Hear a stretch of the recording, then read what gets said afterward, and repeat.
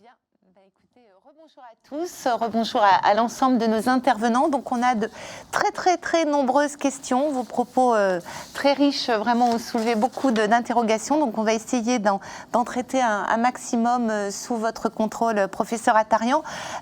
Beaucoup de questions notamment sur la recherche, mais un peu sur tous les sujets. Donc je me lance. Est-ce qu'il existe des essais pour les CMT2A et CMT2N ? Peut-être qu'on va donner la parole à Serge. Professeur Brown. Oui. Professeur Brown.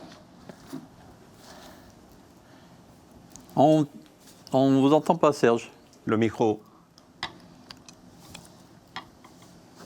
faut réactiver le micro, peut-être, sur l'ordinateur. J'en pose peut-être une autre, je profite de ce petite pause technique. Le potentiel des thérapies géniques ARN, peut-être. On va essayer d'en traiter un maximum. Si vous nous entendez. Voilà, c'est bon. C'est bon. J'ai retrouvé mon micro. Bon. Alors, on va reprendre la première question sur les essais cliniques. CMT2A et CMT2N. Existe-t-il des essais ? Est-ce qu'il y en a ?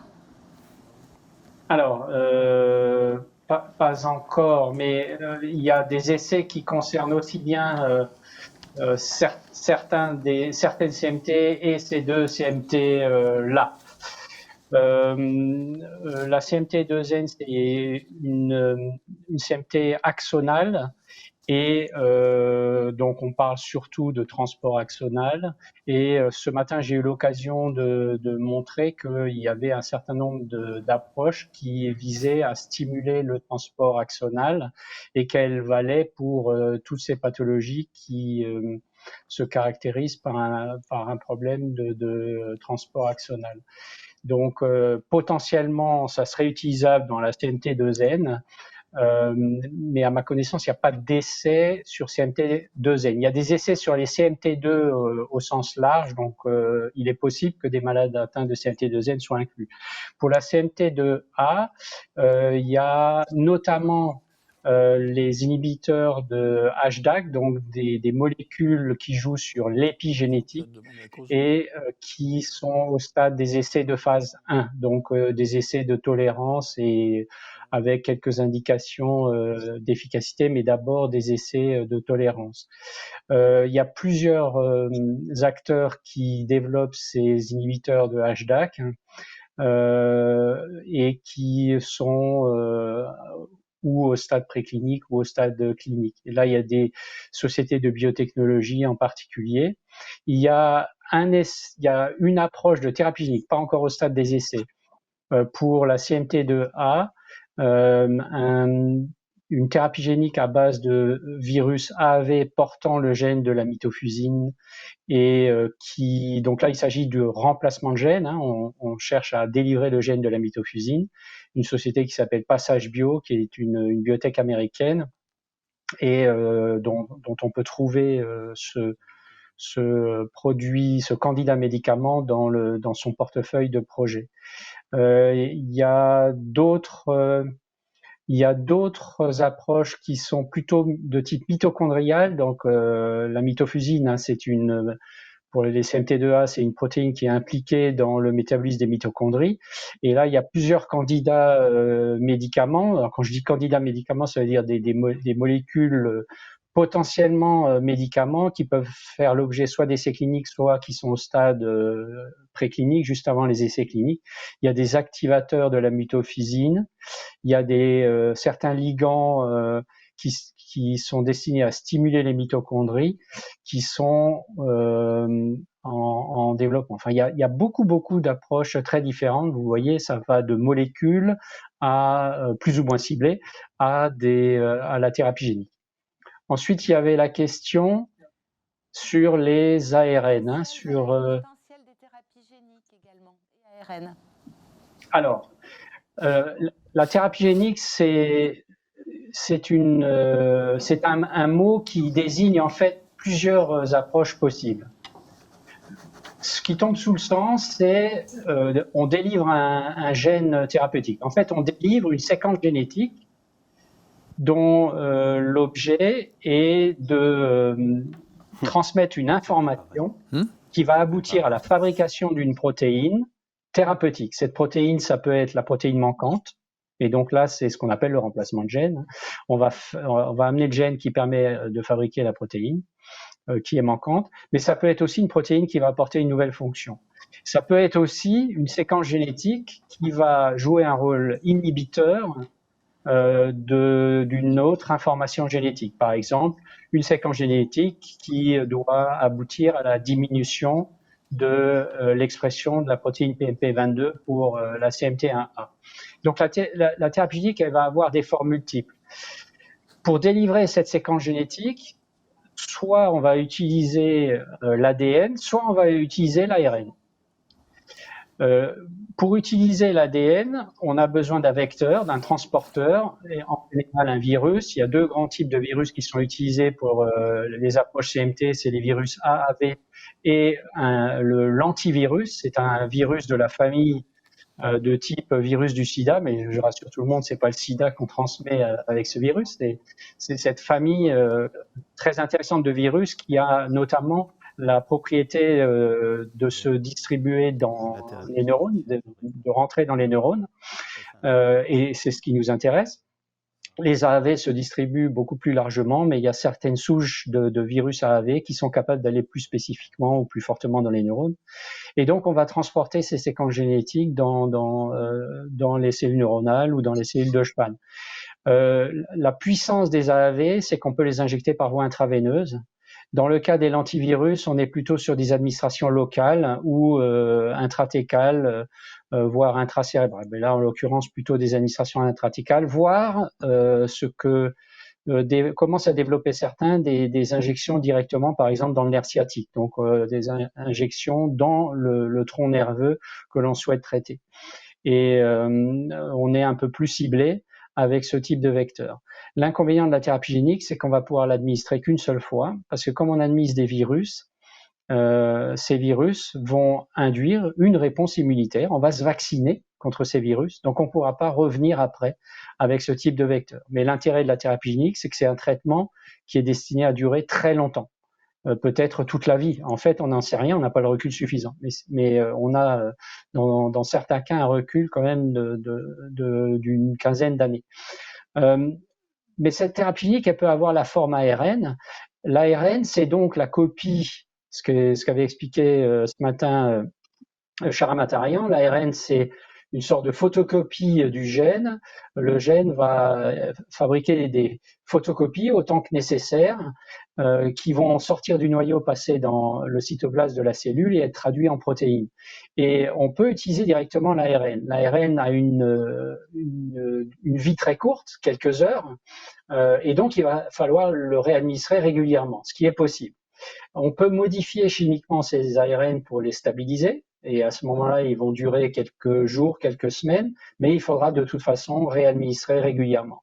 On peut construire des ARN synthétiques qui font aussi l'objet soit de médicaments, soit d'essais cliniques dans d'autres indications et qui ont un potentiel intéressant dans les CMT. Donc tout ce qu'on a appris tout au long des années en thérapie génique dans des domaines aussi variés que les maladies génétiques type Duchenne, amyotrophie spinale, même en oncologie, en cardiovasculaire et aujourd'hui en vaccin, parce que je rappelle quand même que les vaccins les vaccins Covid là, qui sont aujourd'hui autorisés, ce sont des technologies de thérapie génique, hein, soit ARN, soit ADN. Et donc tout ce qu'on a pu apprendre de ces technologies, évidemment, il commence à être appliqué maintenant dans les CMT. Et je pense que dans les années qui viennent, on va voir fleurir de plus en plus d'essais concernant différentes formes de CMT. Et certains produits de thérapie génique pourraient avoir une efficacité ou un intérêt sur plusieurs CMT différentes. J'ai évoqué un AAV portant le gène de la neurotrophine 3, qui est un facteur neurotrophique, donc qui améliore la survie des neurones. Eh bien, pour l'instant, il fait l'objet d'un essai clinique dans CMT1A, mais très probablement, il pourra s'appliquer à d'autres CMT. Voilà. Merci. Sharam. Je ne sais pas si vous nous entendez. Oui. Oui. Oui. Oui, voilà.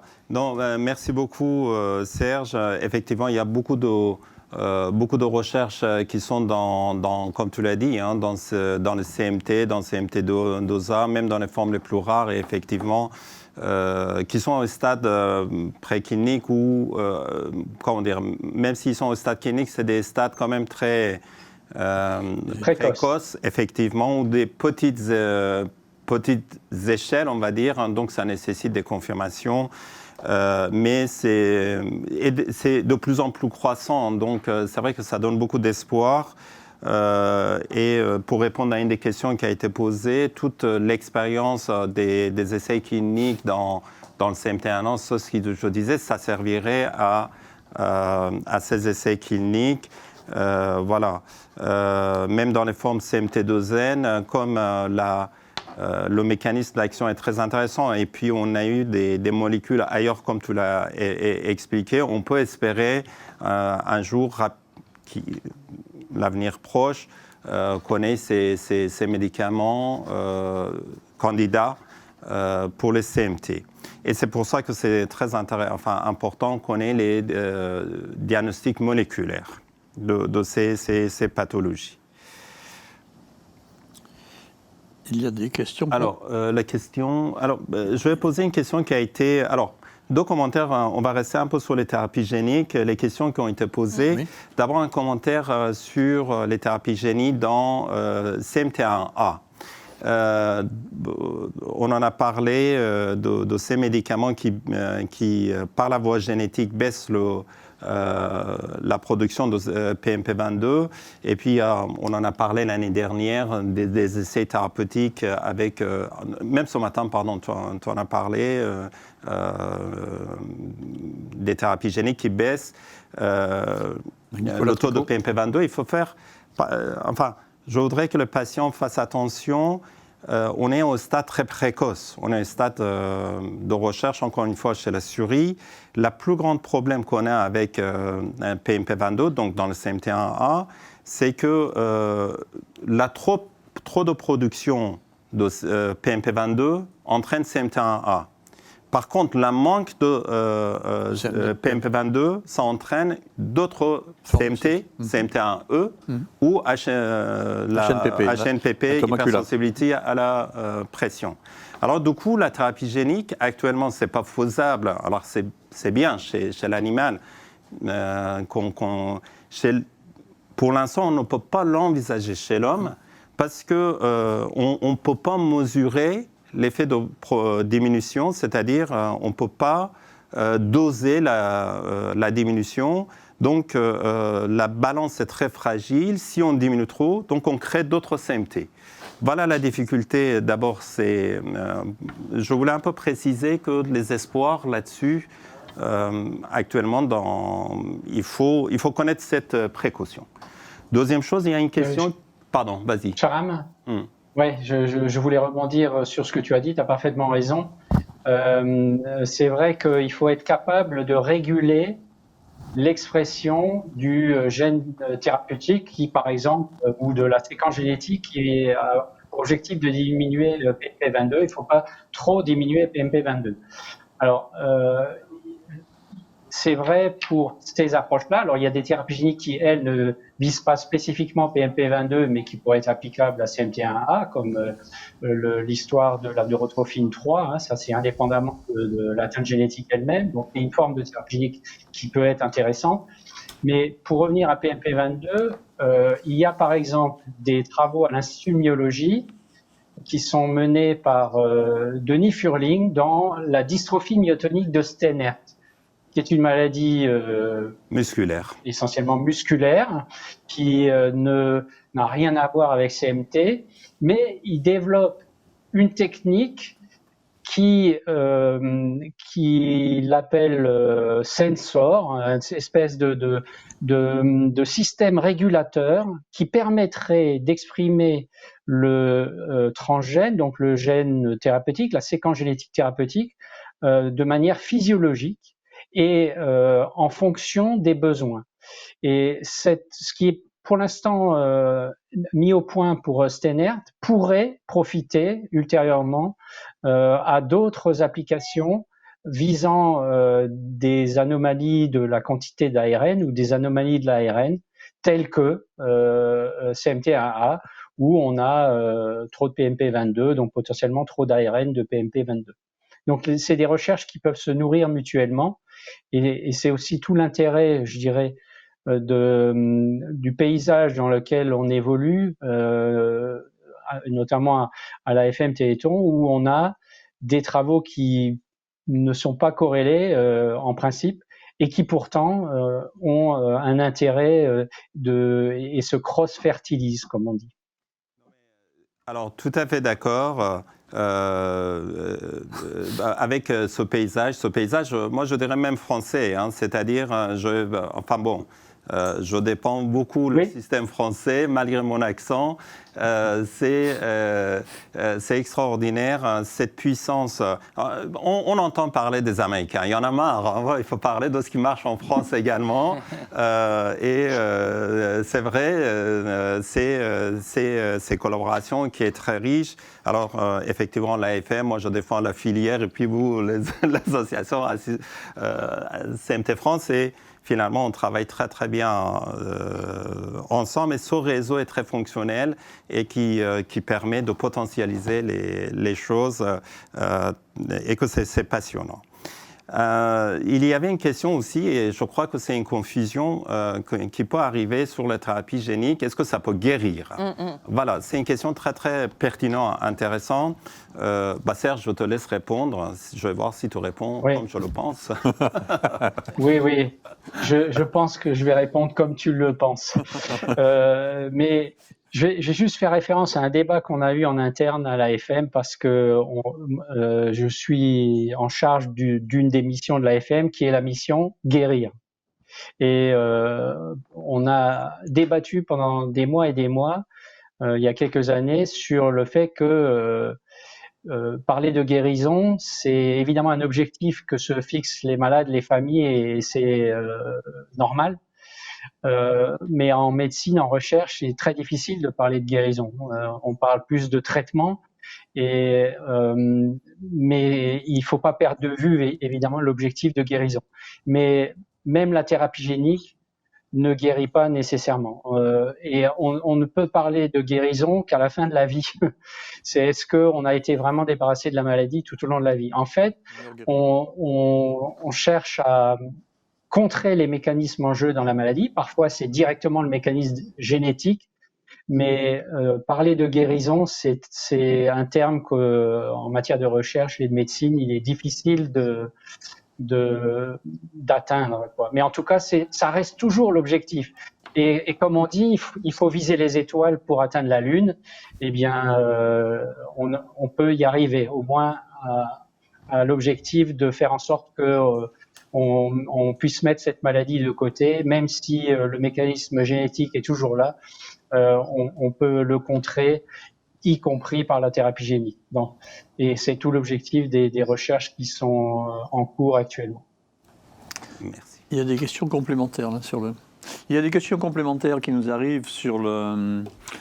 Alors, je vous en lis une. Les recherches sur PMP22 seront-elles capitalisables pour d'autres CMT, PMP22 type Tomacula? Alors, je crois que vous y avez fait allusion là récemment. Trop de PM22, c'est une CMT, A1A, et pas assez, c'est une Tomacula. Donc les recherches qui sont faites sur le PMP22 pour la CMT1A pourraient-elles servir pour la Tomacula? Alors pareil, potentiellement c'est possible, mais à chaque fois il faut adapter les constructions, les mécanismes de ces médicaments. Là où les recherches directement intéressent de manière transversale les maladies, c'est lorsqu'on s'adresse à des mécanismes communs comme le métabolisme énergétique, le transport axonal,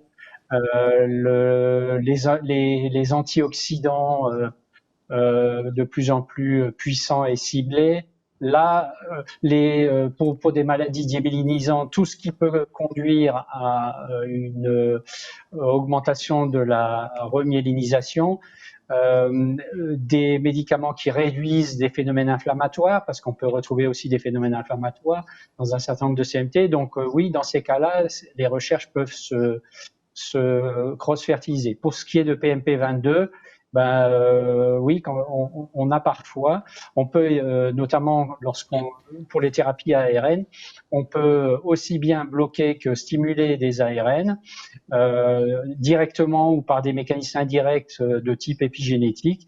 Et là, oui, il peut y avoir un intérêt transversal aussi. Donc, dans le cas de PMP22. Dernière petite question concernant toujours PMP22.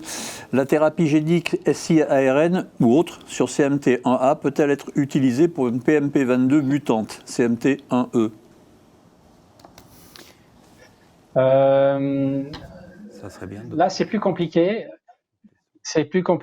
On est plus dans du remplacement de gènes. Hein. Après, tout dépend de la mutation exactement, hein, parce que si c'est une mutation avec perte de fonction, dans ce cas-là, la thérapie génique stricto sensu peut s'appliquer. C'est pas une stratégie siRNA qui peut s'appliquer. Si l'objectif est de diminuer l'expression de PMP22, là, oui, une stratégie siRNA est possible. Tout dépend de la séquence génétique très précise que va viser le siRNA. Le siRNA, c'est un peu comme un ARN complémentaire, un petit morceau d'ARN qui va venir bloquer et forcer la dégradation de l'ARN cible. Et il va se coller, s'apparier à des séquences très précises contre lesquelles il est dirigé. Et on cherche à optimiser ces séquences, faire en sorte que ça aille que là et pas ailleurs, et donc ça devient des thérapies de plus en plus ciblées vers lesquelles on se dirige dans ce cas-là. Très bien, merci. J'espère avoir répondu à peu près à la question. Merci. Tout à fait. Vas-y. Alors, on a aussi, hein, bien sûr, beaucoup de questions sur la vaccination Covid-19. Alors, peut-être qu'on donne priorité aux invités qui sont là. Alors, on a des questions, sur la nutrition. Oui, absolument. J'en vois déjà deux. Existe-t-il, alors c'est pour évidemment Frédéric ou Dr Cozon, existe-t-il des études factuelles sur la nutrition et les maladies de CMT? Qui veut répondre entre vous deux? On n'a pas le son, Dr Cozon. On n'a pas le son. J'ai mis mon... c'est bon. Je n'ai pas connaissance, moi, d'études sur la nutrition dans CMT. Je ne sais pas si Frédéric, que je salue, a connaissance. On ne t'entend pas, Frédéric. Frédéric, le son, il n'y a pas de son? Voilà. Ouais. On t'entend? On m'entend? Oui. Oui. Impeccable. Donc, en 2015, on avait fait exposé là-dessus sur CMT Nutrition et j'avais, lors de cet exposé, sorti quelques articles sur le lien avec les antioxydants, le curcuma, le resveratrol, la coenzyme Q10, la vitamine C, bien sûr, chez la souris, et les oméga 3 à l'époque. Après, ce qu'il faut bien comprendre en nutrition, c'est que le lien ne peut pas être unique avec un seul micronutriment. Ce serait trop facile. C'est un peu comme dire si le sida, on pouvait traiter le sida en monothérapie. Le sida, ça se traite en trithérapie. En micronutrition, c'est un peu la même chose. C'est qu'on va avoir des micro-carences par-ci, par-là, et c'est ça qu'on va corriger. Et donc, forcément, les études sont compliqué, j'imagine. Quoi qu'il en soit, je ne pense pas qu'il faille de grandes études pour valider le fait que quand on est carencé dans un nutriment, dans une vitamine qui est essentielle, ceci soit nuisible au bon fonctionnement si ce nutriment est important pour la mitochondrie. Mais évidemment, on est dans une médecine qui est fondée sur les preuves et bien sûr qu'il faut des études. Quoi qu'il en soit, dans l'attente, c'est important de corriger les carences et de les chercher. Alors, question complémentaire. Est-il bénéfique de faire des cures de probiotiques régulièrement? Probiotiques. Docteur Alors, Coulon. Grégoire, moi je veux bien répondre. J'ai l'opinion, mais je vais laisser Grégoire peut-être répondre. Oui. Alors, les probiotiques, notre microbiote, on l'acquiert en fait à la naissance. Oui. Il se développe jusqu'à l'âge de 2 ans, à peu près, 2-3 ans. Et à partir de l'âge de 2-3 ans, le microbiote se rétrécit tout au long de notre vie. Et on va perdre, en fait, un certain nombre de probiotiques dans notre microbiote. Et donc, quand on va apporter des probiotiques, ça va être très temporaire. Ça va durer 24 à 48 heures. Et donc, quand on donne des probiotiques, d'une part, il faut trouver un probiotique qui s'implante, ce qui ne sera pas le même pour tous les patients. Il faut souvent faire plusieurs essais avant de trouver le probiotique qui fonctionne bien. Et une fois qu'on a trouvé celui qui marche bien, moi je conseille de le prendre souvent au long cours, voire 1 jour sur 2, voire avec une recette que je donne maintenant pour que les gens fabriquent eux-mêmes leurs probiotiques à partir des souches de probiotiques qui fonctionnent chez eux. Très bien. Donc, Oui, Frédéric, tu avais autre chose à ajouter? donc oui, les probiotiques. Donc moi j'ai été formée à l'école de Grégoire, donc bien sûr ces probiotiques ont un intérêt. Ce qu'on observe chez les patients, c'est que ça n'est pas bénéfique chez tout le monde, que le probiotique n'est pas l'agent magique qui va corriger le microbiote, et que on a tendance vraiment à avoir un changement alimentaire et d'apporter des prébiotiques, des nutriments qui vont favoriser un bon microbiote pour être favorable. Bien sûr, si le probiotique UV est favorable, bien sûr, il le continue, mais il n'y a pas un probiotique et c'est pas bon chez tout le monde. D'accord. Peut-être, Daniel, et pour rester avec vous, Frédéric, est-ce qu'il existe une liste de médecins pour des consultations CMT friendly? Et on nous pose aussi la question où trouver la brochure, donc en s'adressant bien sûr aux délégués régionaux et sur le site internet. Mais voilà, est-ce qu'il y a des médecins qui sont plus spécifiquement spécialisés dans la nutrition des patients CMT? Alors, pas que je sache, je pense que Daniel serait plus au courant que moi. Après, des médecins comme Grégoire ou comme moi, ceux qui sont formés en micronutrition, peuvent s'adapter pour optimiser la mitochondrie. Je pense qu'il y a un annuaire, c'est l'IDEM, je crois, qui publie ça, des médecins micronutritionnistes. Ça peut se trouver sur Internet, sinon. Ou sinon, Laboratoire Pilège, on peut en publier aussi. Laboratoire Pilège, qui est un laboratoire français spécialisé dans les compléments alimentaires.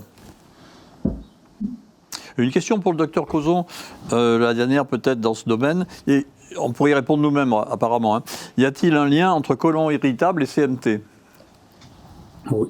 Alors, je ne peux pas répondre directement sur CMT. Je pense que le côlon irritable est une situation d'inflammation chronique de bas grade, mais qui va favoriser donc une inflammation chronique et donc une augmentation de la perméabilité intestinale, ce qui va entraîner souvent plus ou moins des intolérances alimentaires. Et puis quand l'intestin est plus poreux, le deuxième filtre, c'est le foie. Et donc, on va souvent avoir derrière un foie qui souffre. Et donc, il faut effectivement, je pense, bien traiter l'intestin qui est irritable pour pouvoir arriver à diminuer les facteurs d'inflammation qui, je pense, ont un rôle dans le CMT. Mais ça, je laisse les spécialistes du CMT en parler. Les regards se tournent vers moi et je me sens pas bien. Écoutez, alors je profite pour apporter une réponse partielle. Effectivement, il y a le système nerveux végétatif qui peut être touché dans certaines formes de CMT. Et il faut dire que ces questions-là, honnêtement, on connaît mal et leur exploration est difficile. Et puis, ces questions, on commence à se poser grâce à vos interactions. De même que, donc, alors, de vous répondre de manière formelle, c'est difficile, mais on peut imaginer dans certaines formes de CMT qu'il y ait un lien. De même pour nombreuses questions qu'on a eues en ce qui concerne les troubles gynécologiques, des troubles urinaires, tout ça, j'en profite de répondre maintenant. Il y a certaines formes, on sent que il y a une relation. Par contre, encore une fois, l'exploration est très difficile. Ce sont des nerfs profonds. On n'a pas accès. L'imagerie ne répond pas. Et puis, on devine. Il faut qu'on s'intéresse plus. Alors, je fais une annonce peut-être. Vas-y. Pour l'année prochaine, j'ai appris là. Donc, ça va être... vous voyez, ces questions, on l'a eu depuis ce matin et on a discuté. Vous mettrez au sujet de congrès de CMT France l'année prochaine avec des spécialistes et on essaie de s'intéresser de plus en plus à ces questions. Absolument. Ces questions-là seront évoquées lors du congrès de l'année prochaine, feront l'objet d'une intervention. Congrès qui aura lieu donc le 19 mars à Saint-Malo. Il nous reste à trouver les intervenants. C'est pas le plus simple, mais on va trouver. Alors moi, j'en profite. J'ai une question pour Monsieur Billet. C'est vrai que vous avez parlé de l'inclusion dans la société, tout ça. Enfin, de manière très, très générale. Mais il y a une question, mais l'inclusion au niveau de famille, au niveau des proches, voilà. Cette exclusion, il y a autant au niveau des proches aussi. Mon Dieu, là Moi aussi, je pose cette question difficile. On ouvre un chapitre d'une très très grande complexité. Bon, alors on ferme. Comme très souvent, les questions du point de vue sociologique, elles sont à regarder dans une dimension macro-sociale et micro-sociale. Alors là, j'ai ouvert davantage la réflexion sur le sujet, sur la dimension macro-sociale au niveau global de la société, mais c'est très pertinent d'interroger le niveau micro-social, évidemment. D'autant que nos familles se sont incroyablement transformées, les structures familiales dans lesquelles nous avons à vivre aujourd'hui se sont incroyablement transformées et se transforment de façon tout à fait considérable.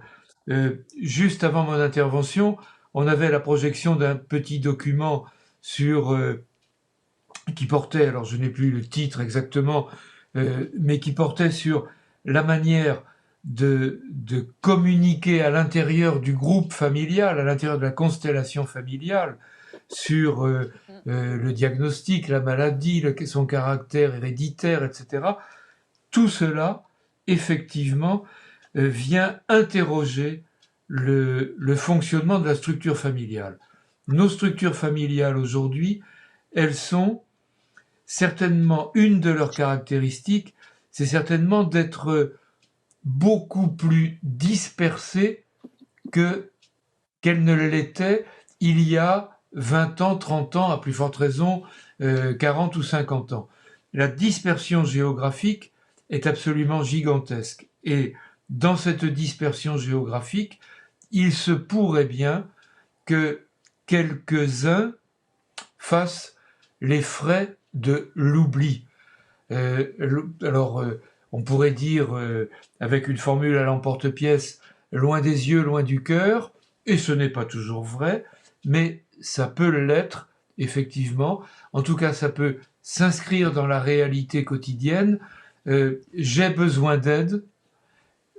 Mes enfants, mes petits-enfants, mes frères et sœurs habitent à 200, 500 km, etc.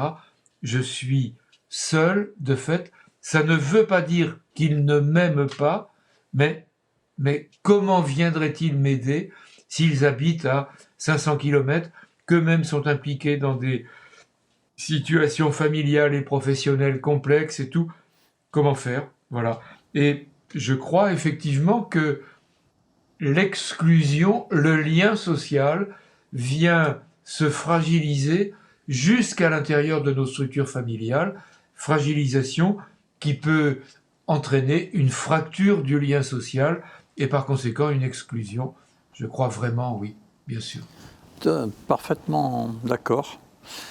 Et professeur Gargiulo, vous avez peut-être une opinion sur cette inclusion-exclusion à l'intérieur de la cellule familiale? Oui, je suis assez d'accord avec ce qui vient d'être dit. Je pense que le modèle de la famille demeure le laboratoire dans lequel chacun d'entre nous va commencer à découvrir les liens aux autres.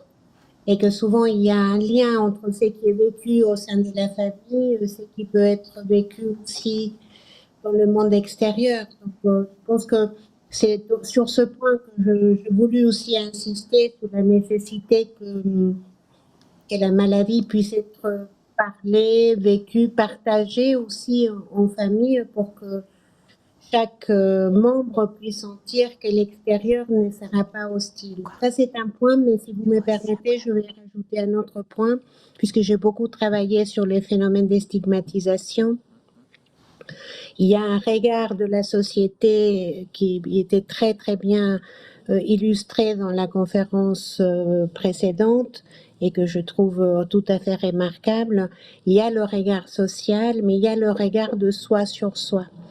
Et le regard de soi sur soi est un facteur aussi d'exclusion.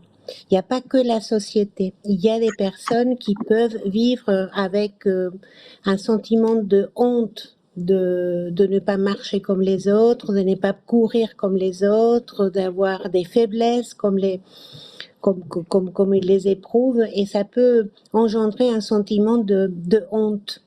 Et cette honte est un facteur aussi d'exclusion qui favorise la stigmatisation aussi. Hein. Je peux rebondir sur ce que vous venez de dire, Marcella. Comment prendre en charge ou expliquer la maladie des parents aux enfants qui ne sont pas, qui ne sont pas atteintes. Enfin, vous voyez cette situation? C'est très important de parler aux enfants de la maladie de leurs parents. C'est que les parents essayent parfois d'écouter ou de retarder le moment de révélation en trouvant des excuses qui sont parfois incroyables. J'étais récemment en entretien avec un papa qui avait des problèmes de marche qui sont quand même conséquents et qu'on n'est pas dire à son enfant qu'il avait une CMT. Il a dit qu'il avait eu un accident quand il était jeune et c'est pour ça qu'il marchait mal. Donc je pense que ces types des mensonges d'amour, comme je disais dans mon exposé, sont des mensonges d'amour qui ne sont pas très efficaces. Les enfants, ils ont besoin de mettre des mots. Parce que si les parents ne parlent pas de leur maladie, s'ils ne se sentent pas libres d'échanger avec eux, la maladie devient un tabou, devient quelque chose dont on ne peut pas parler, dont il ne faut surtout pas questionner. Et je pense que c'est ça qui est nocif. Donc, une fois que la parole peut se libérer, je pense que, et pour les parents et pour les enfants, les choses deviennent beaucoup plus vivables. Alors que occulter, ça demande des efforts psychiques monumentaux. Alors, tout à fait. Et parfois, il faut demander de l'aide aux psychologues. Quand les parents ne peuvent pas parler, quand ils ne se sentent pas à l'aise, il faut savoir demander de l'aide d'abord à son médecin et puis à un psychologue de consultation neuromusculaire. Tout à fait, merci. Alors, on a eu beaucoup de remarques et comme sur les neurologues, le seul qui était présent est le type de violence d'annonce par le neurologue, enfin par le médecin. J'ai bien pris note, donc on va voir comment on peut l'améliorer au niveau national. Alors un certain nombre étaient quand même des anciens, ça me rassure. Alors, une situation où moi-même j'étais affronté, c'est-à-dire, je sais, heureusement, il n'y avait pas de remarques sur moi-même, hein, donc les gens étaient sympas. On annonce le diagnostic aux gens qui ont des enfants, c'est-à-dire, je reviendrai sur ces diagnostics tardifs, et on demande d'informer les enfants. Et ça, c'est très, très difficile. Comment faire ? Informer les enfants, moi, je n'ai pas de formule, mais enfin, les enfants majeurs, je veux dire, pardon. Les enfants majeurs, hein, oui. Bien sûr, j'ai compris. Je pense qu'informer les enfants du risque, puisqu'il s'agit de leur informer du risque génétique qu'ils encourent, c'est une véritable blessure pour les parents, une blessure narcissique. C'est pour ça que les parents, ils ont du mal à parler. Qui veut annoncer une chose pareille à son enfant? C'est très difficile et il faut, je pense, comprendre qu'il y ait ce temps un peu des reculs et des refus d'informer. Mais je pense que les parents, ils comprennent quand ils sont soutenus, il faut les aider. Il faut aider les parents à comprendre quels sont les risques aussi de leur silence. Quels effets ça pourrait avoir dans la continuité de la relation avec leurs enfants si plus tard, ils commencent à avoir des signes de la maladie ou ils apprennent dans un mariage ou dans un enterrement que la maladie génétique existe bel et bien dans la famille. Il peut avoir une perte de confiance totale dans ses parents. Donc je pense que quand les parents comprennent ces arguments, vous voyez, j'étais auditionnée quand la loi de l'information à la parentèle avait été édictée et j'ai expliqué aux personnes qui m'avaient auditionnée qu'il est extrêmement rare qu'un parent, une fois qu'il a compris les enjeux pour ses enfants, ne l'informe pas. Mais il faut les écouter, il faut surtout les accompagner. Et c'est pour ça que dans les consultations des génétiques, il y a des équipes pluridisciplinaires et la présence des psychologues, j'insiste beaucoup, parce que souvent, dans ce contexte, il n'y a pas d'acte médical, mais l'acte est la parole. Et c'est par la parole et les échanges qu'on peut avoir avec les parents qu'on peut les amener à changer des positions et à les faire sentir combien c'est important qu'ils puissent assumer cette responsabilité. C'est pas une culpabilité. Parce que je pense que les parents, ils vivent cette information comme une menace de la part que les enfants pourraient leur adresser en termes de culpabilité. Donc, passer de la culpabilité à la responsabilité, c'est possible. Parce que quand on se sent coupable, on n'est pas très bon, mais quand on se sent responsable, ça, c'est un vrai cheminement. Je pense que et ce travail est possible. Une question complémentaire, justement, qui nous est posée. Comment expliquer simplement ce qu'est la CMT à un enfant de 12 ans? Quels sont les mots-clés? Et peut-être, Daniel, ça me faisait penser, en lisant la question, est-ce qu'il y a aussi des mots à ne surtout pas employer? Un petit peu sur les deux versants. Bon, si vous m'avez suivi, je pense que la méthode, c'est d'écouter l'enfant dans ses interrogations.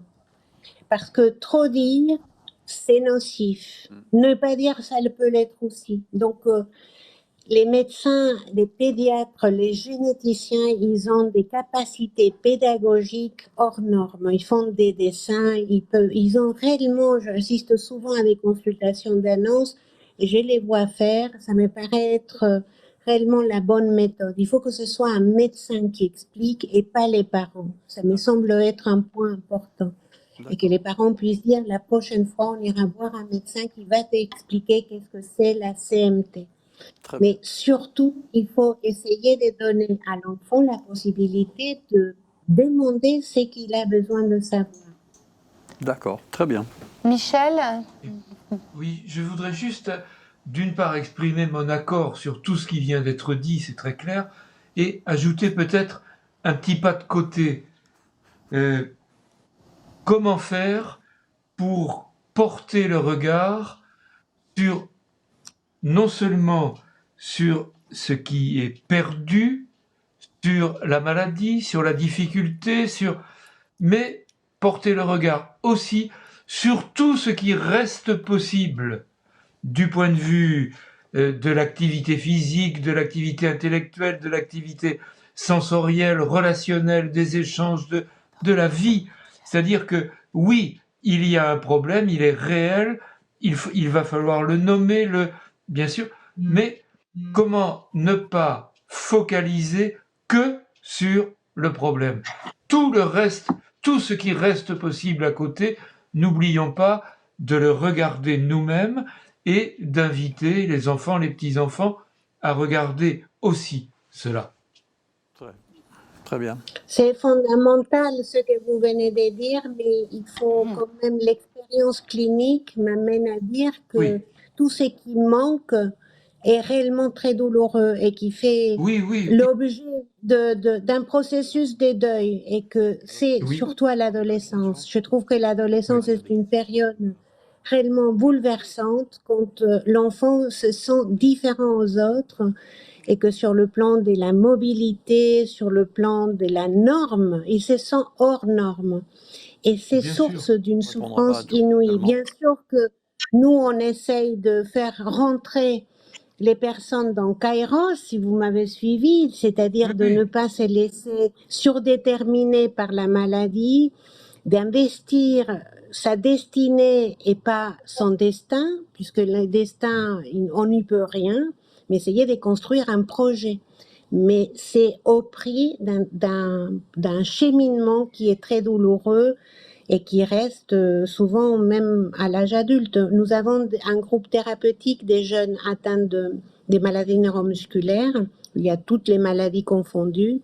Et la question d'être hors norme, de ne pas être comme les autres, est-ce que je suis aimable? Est-ce que quelqu'un pourrait me désirer tel que je suis? Est-ce que mon corps pourra faire l'objet d'un désir de l'autre?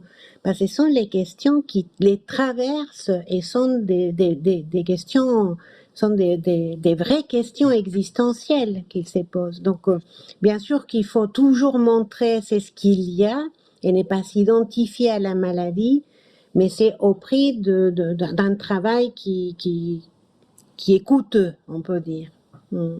Absolument. Mais ce regard que nous portons, il est fondamental. C'est Jacques Prévert qui disait, c'est dans le regard de l'autre que parfois on se reconnaît. Ben oui, voilà. Et si ce regard renvoie une image au-delà de la maladie, renvoie une image malgré tout positive, alors quelque chose reste possible. D'accord. Serge Brown souhaitait prendre la parole. Oui, merci T'écoutons. Daniel. En fait, je voulais apporter juste une petite touche un peu scientifique, ça paraît très froid quand je dis ça, sur la question de la différence.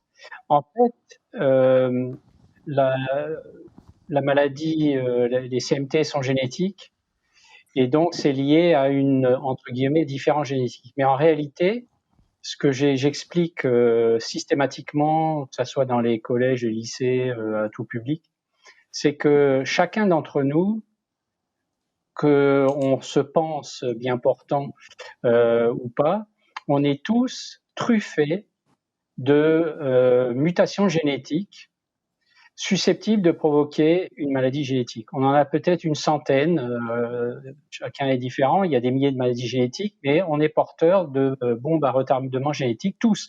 Alors que ce soit des mutations qui conduisent à des maladies génétiques, ou que ce soit des facteurs de risque génétique pour développer par exemple une maladie cardiovasculaire, des cancers, des maladies auto-immunes, etc. En fait, c'est inhérent à la nature. Nous sommes tous des variants, pour reprendre un terme très à la mode en ce moment.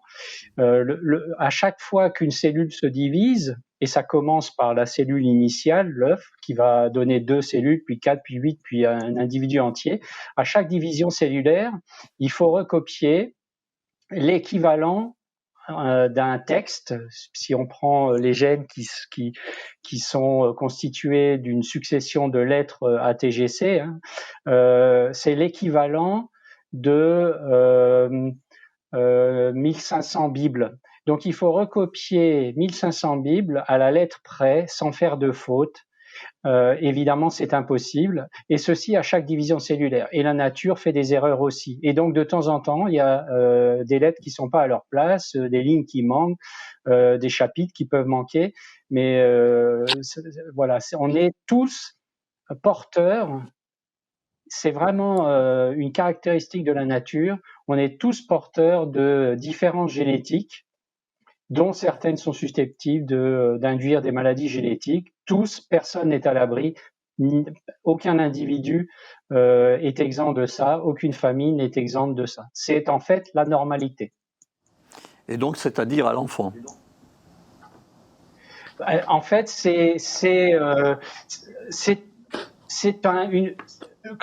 malheureusement une maladie se déclare dans une famille, c'est comme ça partout. Mais simplement, il y a des maladies très diverses. Il se trouve que là, il s'agit de CMT, mais ça vaut pour n'importe quelle autre maladie, innée ou acquise. Ça fait partie de la nature, malheureusement, et on fait tout pour combattre ces maladies. Ça, c'est à la fois, et que ça soit en termes de recherche, en termes de prise en charge médicale, mais aussi psychologique, d'accompagnement au sein des familles et à l'extérieur des familles. On cherche à combattre ces maladies de la meilleure des manières. Mais c'est inhérent à la nature. Ça fait partie de la nature. Merci Serge. Oui, si je peux rajouter un petit mot. Oui, bien sûr, je Marcella. voulais simplement rajouter que la dimension de l'espoir est très importante à introduire quand on parle avec un enfant. Un enfant qui est en âge de se construire et qui a son avenir devant soi, je pense qu'il faut garder sans donner des faux espoirs. Il faut transmettre à l'enfant tout le potentiel des choses qui pourraient lui arriver, y compris le fait que la recherche avance et qu'il y a des messieurs et des femmes qui cherchent tous les jours à trouver une solution pour la maladie. Et ça paraît peu important, mais je trouve que c'est très important de le rappeler à l'enfant. Parce que sans un espoir, un enfant ne peut pas se construire, il ne peut pas grandir. Eh bien, très bien. Serge parlait de combattre la maladie. Ça pourrait être une transition pour parler de la vaccination, peut-être Non, il y avait autre chose avant. Pardon. J'en profite puisqu'on est dans la... Marcella, merci beaucoup. Hein, je pensais à un truc. J'espère que nos banquiers ne participent pas à cette... qui ne nous demandent pas pour un prêt après nos génomes. Pour faire une question qui est tombée souvent, alors c'est des questions d'échecs de DPI et de FIV, plusieurs questions comme ça, puisqu'on est dans les...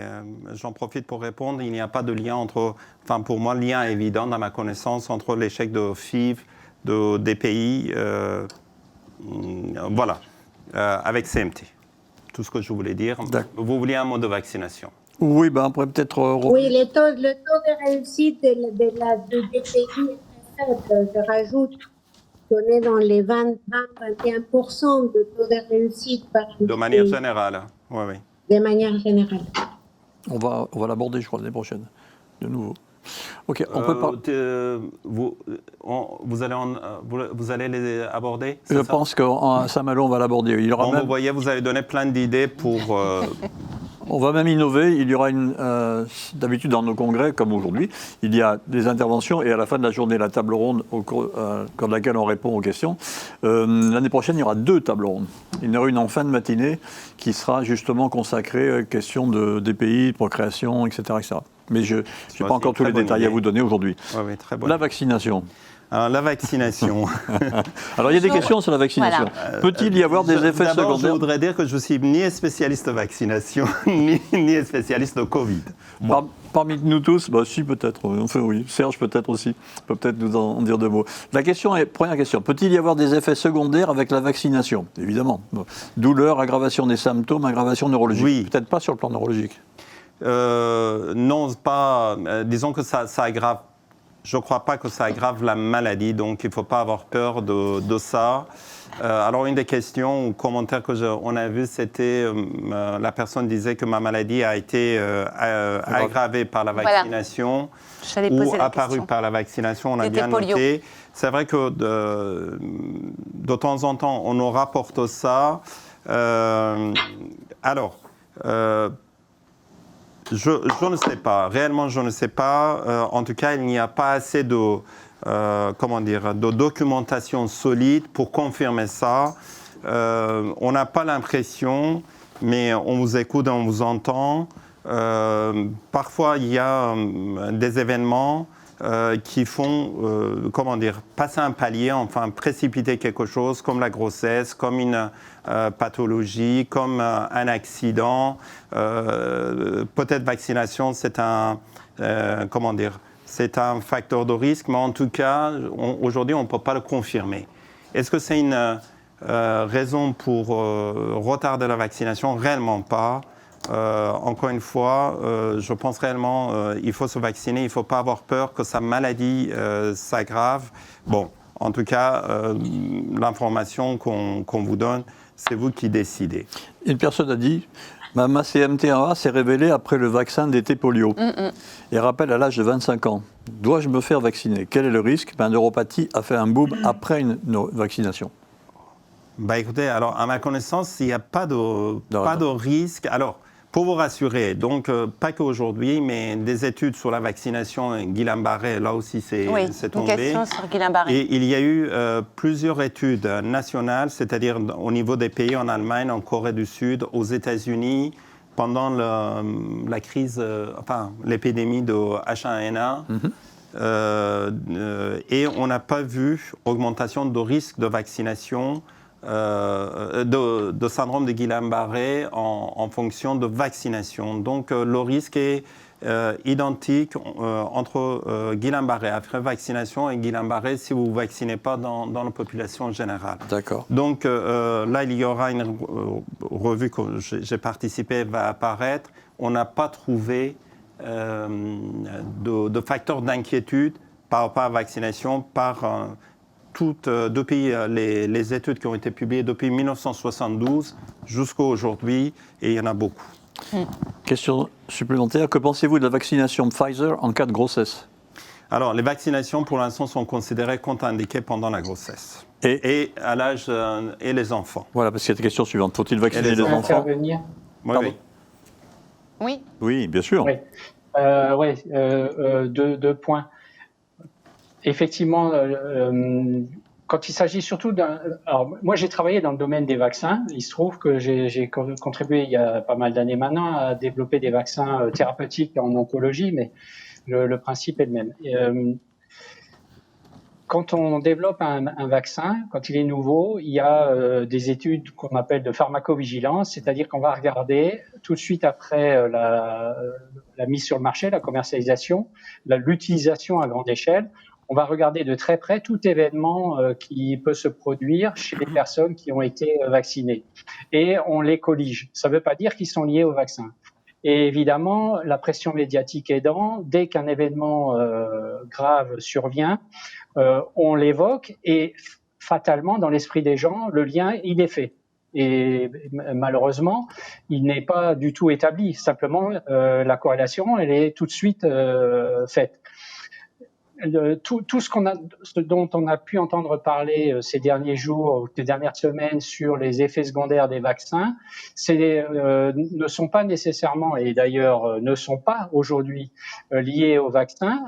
Au vu du nombre de personnes vaccinées, il est logique que concomitamment on observe tel ou tel événement, que ça soit des thromboses qu'on a pu en entendre parler ou d'autres types d'événements. Et le fait qu'une poussée d'une maladie auto-immune ou l'occurrence ou des signes plus forts d'une maladie de type CMT surviennent des jours ou quelques semaines après une vaccination, c'est plus le fait du hasard, parce que sur le nombre de personnes vaccinées, forcément, il va se produire des choses qui se seraient produites de toute façon et qui ne sont pas liées au vaccin, mais dont on va craindre que ce soit lié au vaccin.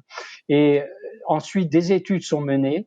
Et on a beau venir avec des études répétées, multi-répétées, des méta-analyses qui montrent qu'il n'y a aucun lien, malheureusement, dans l'esprit des gens, le lien, il a déjà été établi. Et ça, c'est très dommageable, mais ça n'empêche pas qu'il faut faire ces études, qu'il faut tout vérifier. Et donc, moi, j'ai aucun doute pour ce qui est du vaccin, des vaccins Covid. Le plus tôt, c'est le mieux. Et juste un point concernant les enfants, il y a effectivement aujourd'hui, c'est contre-indiqué pour les enfants, mais c'est contre-indiqué parce qu'il n'y a pas eu d'études menées de vaccination contre la Covid chez les enfants. Il y en a une qui a démarré, c'est Moderna, qui a démarré une étude de vaccination d'enfants à partir de l'âge de 6 mois. Et donc, en fonction des résultats de cette étude, il pourra, le cas échéant, être proposé, si l'étude est concluante, notamment en termes de sécurité, bien évidemment, il pourra peut-être être proposé de vacciner les enfants. Et peut-être que d'ailleurs, il faudra le faire pour vraiment venir à bout de cette pandémie. Tout à fait d'accord avec toi, je souscris tout à fait. C'est vrai que le mal a été fait, là, on peut le dire, par ces pressions médiatiques et ces principes de précaution, les ruptures, l'arrêt, reprise, tout le monde a été confus par ça. Effectivement, c'est le mot de contre-indication, c'est, comme je l'ai expliqué ce matin, c'est en absence de données, par contre, données factuelles pour indiquer la vaccination chez les enfants. En tout cas, en ce qui concerne notre domaine, la neuromusculaire, la communauté neuropédiatrique, la Société française de neuropédiatrie n'a pas souhaité, n'indique pas, ils sont très formels pour l'instant, même dans les pathologies, dans les formes graves, étant donné absence de données, justement, et puis étant donné la fréquence extrêmement faible chez les enfants de Covid, ils ne sont que vecteurs. Mais tout à fait d'accord avec ce que tu viens de dire, c'est plus coïncidence. Par là, j'allais dire aussi, il y a beaucoup de choses qui sont liées à imputer à CMT ou maladies génétiques, mais qui, a priori, il n'y a pas de lien. Il ne faut pas tout mettre sur le dos de ces pathologies. Une dernière question peut-être sur le vaccin. Une question, je suis allergique à la pénicilline et j'ai déjà fait un œdème de Quinque. Oui, Le vaccin est-il conseillé ? Alors, quand vous le racontez, dites comme ça, non, parce que c'est une des contre-indications. Encore une fois, il faut le voir avec le médecin traitant, quelle a été l'importance de réaction allergique et mettre dans la balance le fait de ne pas vacciner ou de préparer une vaccination, parce que, encore une fois, pour nous, le fait de ne pas vacciner expose à des risques importants. Bah oui. Ça, il faut très très bien évaluer. Mais si l'œdème de Quinque est réel, c'est une des contre-indications. D'accord. Pour sortir peut-être de la vaccination, mais on parle toujours du Covid, est-ce que vous recommandez à des patients CMT de prendre de la vitamine D en matière de prévention Covid? On va demander l'avis de Frédéric et M. Cauzon.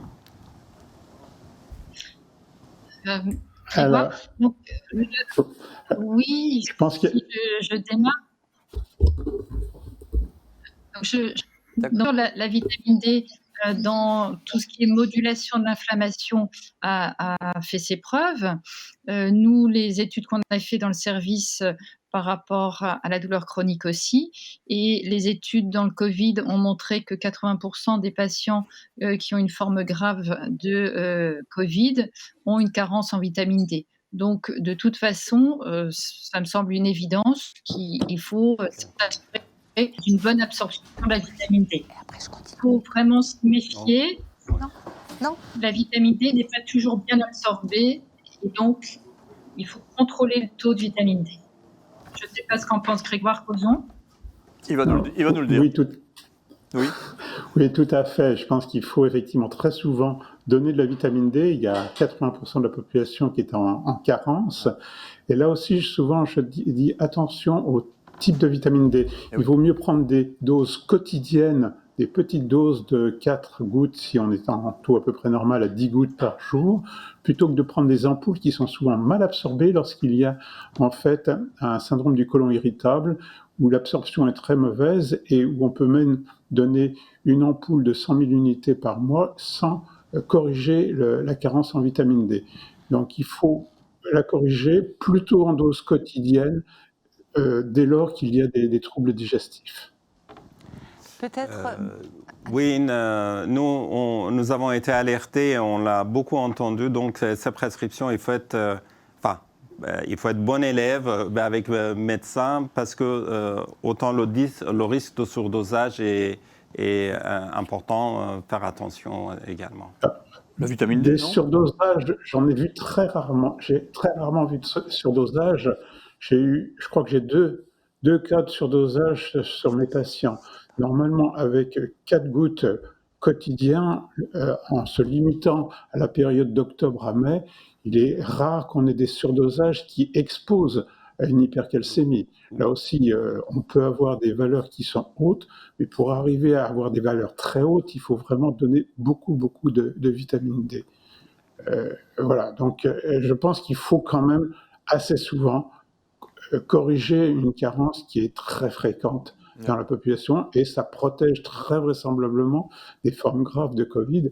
Dans tous mes patients qui ont systématiquement de la vitamine D, je n'ai pas eu de forme grave de Covid, en dehors d'un patient qui avait un déficit immunitaire très important et qui était un insuffisant respiratoire. C'est le seul patient qui a eu un Covid grave dans ma patientèle. Non, c'était le risque d'automédication et non suivi. Les patients qui sont suivis, effectivement, il n'y a pas de danger, je suis d'accord. Peut-être pour rester sur ce même sujet de la douleur, Dr Cozo, on nous demande comment atténuer les douleurs neuropathiques autrement que par les médicaments antidouleurs qui ont des effets indésirables.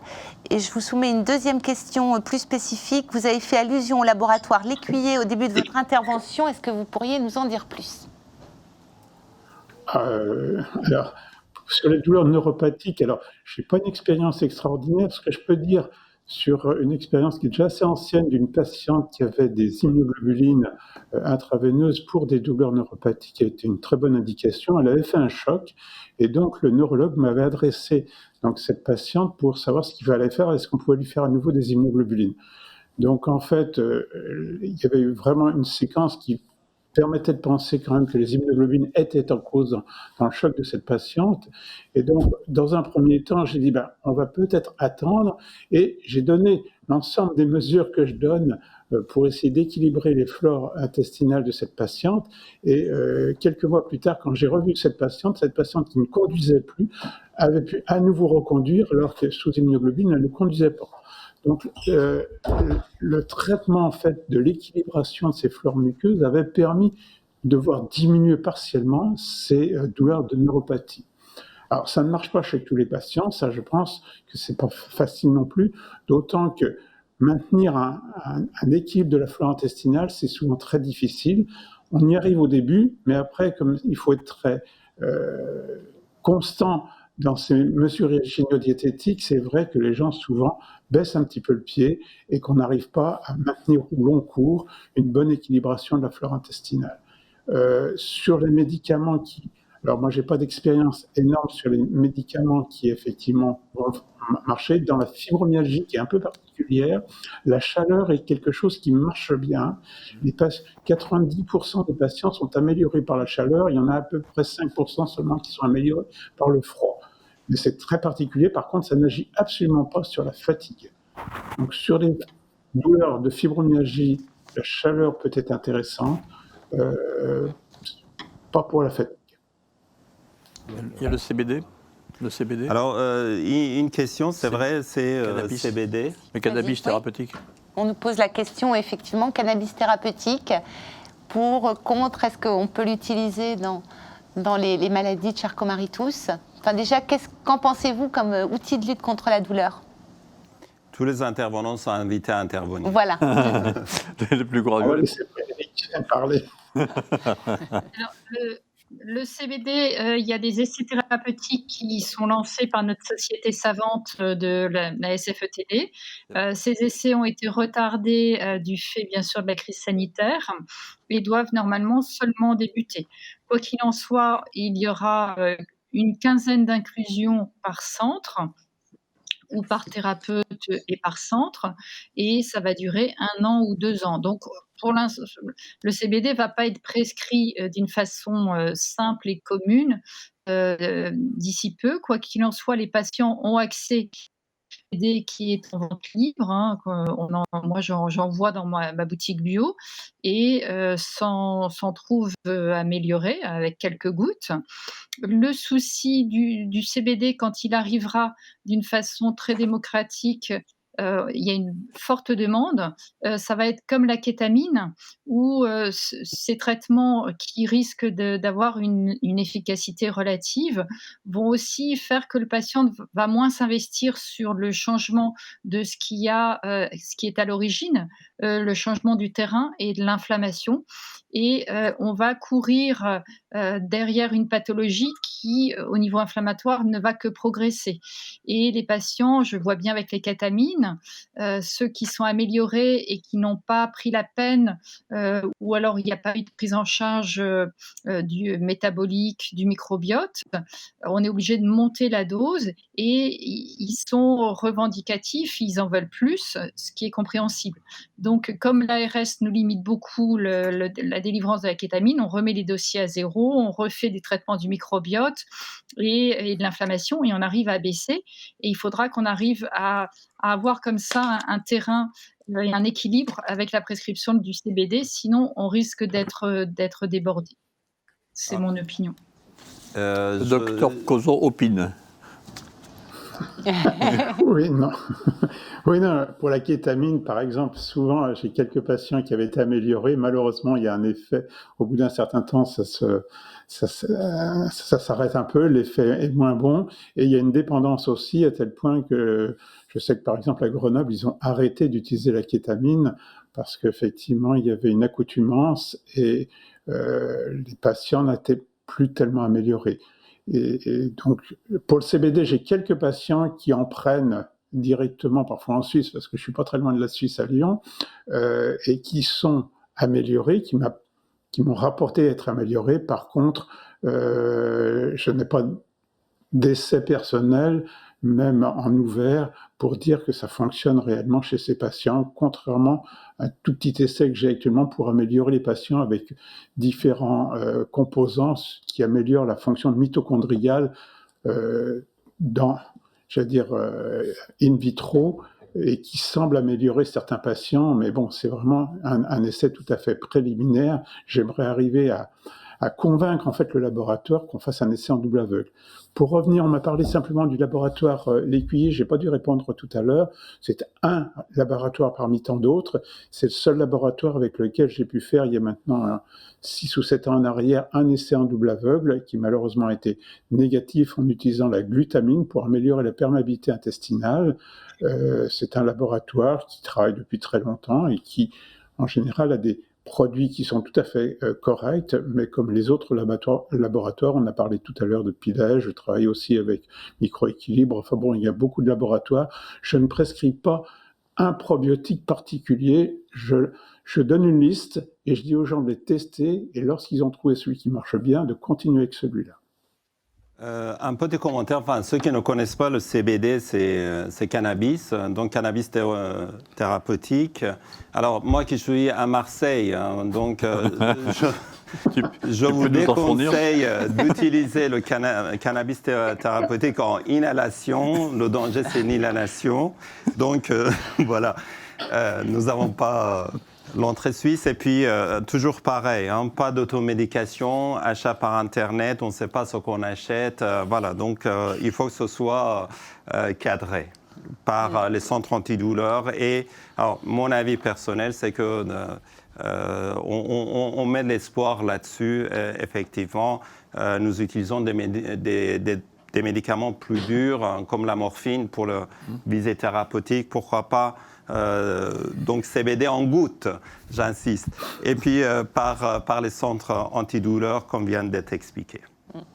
Dans les quartiers nord. Pas dans les, pas dans les quartiers. Peut-être deux questions sur les essais. Ah bah oui. Sarah Tarian, est-ce qu'il est utile de se présenter au futur essai premier alors que l'on a été exclu lors de l'essai précédent? Alors, il faut voir quel a été le motif d'exclusion. Si le motif était, par exemple, les enzymes qui étaient un peu élevées, tout ça, ces événements peuvent passer. Il est toujours utile. Alors, il ne faut pas être déçu si on dit encore non. Il faut voir quel est le motif d'exclusion. Il y a un peu de chance de pouvoir... voilà. Et comment on s'inscrit pour participer à des essais? Voilà, c'est une question très générale. Moi, je donnerai la réponse. Mais Serge, comment il faut faire pour participer aux futurs essais thérapeutiques de manière générale? Ouais. De manière générale, ça se passe entre le médecin et le malade. C'est le médecin qui peut adresser un malade au médecin investigateur qui va participer à l'essai et qui, sur la base de critères qui sont très précis dans le cadre des essais, alors je crois que c'est important aussi de préciser que si on est exclu d'un essai, c'est parce que les critères étant très draconiens, conçus pour réaliser un essai avec des patients constituant une petite population la plus homogène possible pour limiter le risque de biais statistique, ne veut pas dire qu'on sera exclu du traitement si l'essai est positif et qu'au final le candidat médicament devient un médicament. À ce moment-là, on sera éligible très probablement au traitement. Ça n'exclut pas du traitement ultérieurement. Ça, je crois que c'était important de le préciser. Et donc, ce que l'on peut apporter, nous, côté AFM et les associations plus globalement, c'est de porter l'information, porter à la connaissance des malades et des familles qu'il y a tel ou tel essai, avec les coordonnées du centre investigateur, les coordonnées des médecins investigateurs, et après ça se passe entre le corps médical et les malades. C'est de cette manière-là que ça se passe en général. Je suis d'accord avec toi. Alors, c'est vrai, il est important de dire les essais thérapeutiques, c'est différent de médecine quotidienne, donc on n'est pas dans les mêmes, domaines légal. Légaux. Voilà. Le domaine légal. Voilà, domaine légal. Et même difficulté, après, quand on est dans la médecine courante, c'est tout à fait différent. Et puis, tout à fait d'accord avec toi aussi, adhérer aux associations, donc je fais la pub pour la CFT France et l'AFM, parce que de temps en temps, quand je demande aux patients alors, mon retour maintenant, quand je demande, par exemple, de contacter l'association, on dirait, on reçoit un peu comme un syndicat, donc c'est différent, c'est vraiment pas... donc, les associations peuvent vous informer, et puis garder le contact avec les centres également. Une visite annuelle, ça sert à ça, de discuter de discuter des problèmes courants, de discuter de recherche, les choses qui vont arriver dans le futur, et puis qu'on vous oublie pas, voilà. Loin de cœur, loin de... Loin des yeux, loin du cœur. Voilà, c'est à l'envers. Loin des yeux. Oui. Alors, peut-être on peut rajouter quelque chose. Oui. C'est les bases de données et les histoires naturelles, parce que très souvent, c'est un prélude aux essais cliniques aussi. C'est-à-dire qu'on a besoin de bases de données de malades avec un certain nombre d'items qui sont référencés sur les données médicales des malades, et puis les histoires naturelles qui sont des études cliniques, sans traitement, sans intervention, mais qui sont extrêmement importantes parce qu'on va prendre on va réaliser un certain nombre de mesures, d'échelle clinique, d'autres mesures, des biomarqueurs, etc., des tests qui vont caractériser au mieux l'évolution de la maladie sur une durée donnée, ce qui va permettre de préciser la conception des essais. combien de temps doit durer l'essai, quels sont les paramètres les plus pertinents cliniquement, quels sont ceux qui, d'un point de vue statistique, vont permettre au bout, par exemple, de 6 mois, 1 an de suivi ou même 2 ans de suivi, de déterminer si le traitement a porté ses fruits, a produit un effet. Et le fait d'être dans ces bases de données, dans ces histoires naturelles, c'est aussi une manière de se signaler en vue des essais cliniques. Donc je ne peux que encourager chacun à, s'il le peut, au moins à candidater pour rentrer soit dans les bases de données, mais parfois c'est même automatique dès lors qu'il y a un test génétique, souvent on rentre dans une base de données, et puis de rentrer dans les études d'histoire naturelle.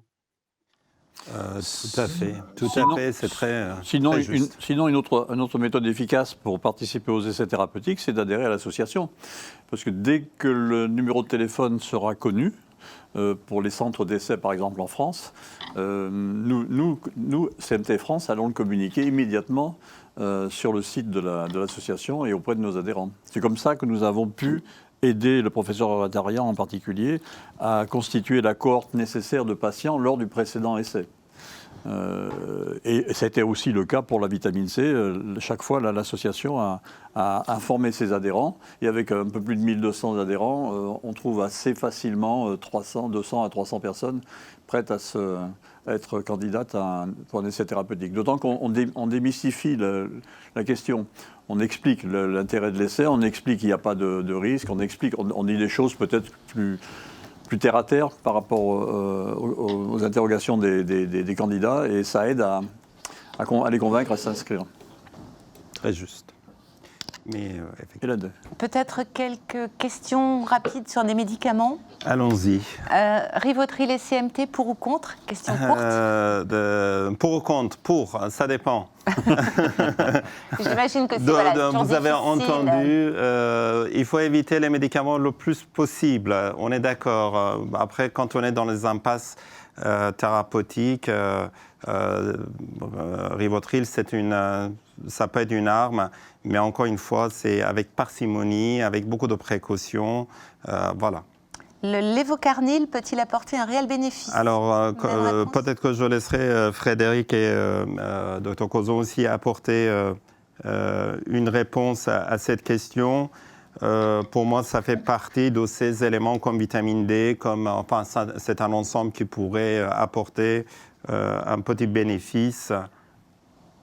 Donc la carnitine, c'est ce qui permet de faire rentrer les graisses comme combustible dans le moteur mitochondrial, puisque les graisses ne sont pas sont lipophiles et elles ne sont pas solubles dans le sang, donc elles ont besoin d'être aidées pour rentrer.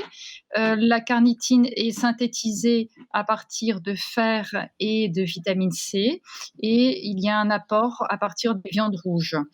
On remarque chez les patients douloureux chroniques, un patient sur 4 est carencé en carnitine. Donc évidemment, quand il y a une carence, il faut apporter de la carnitine, parce que sinon ces patients n'utiliseront pas les graisses comme fuel métabolique, ils auront un souci pour maintenir l'effort musculaire. Le sucre ne permet que de démarrer, il ne permet pas d'entretenir l'effort. Donc, c'est des patients qui auront des troubles du sommeil, puisque la nuit, on ne peut pas manger du sucre régulièrement.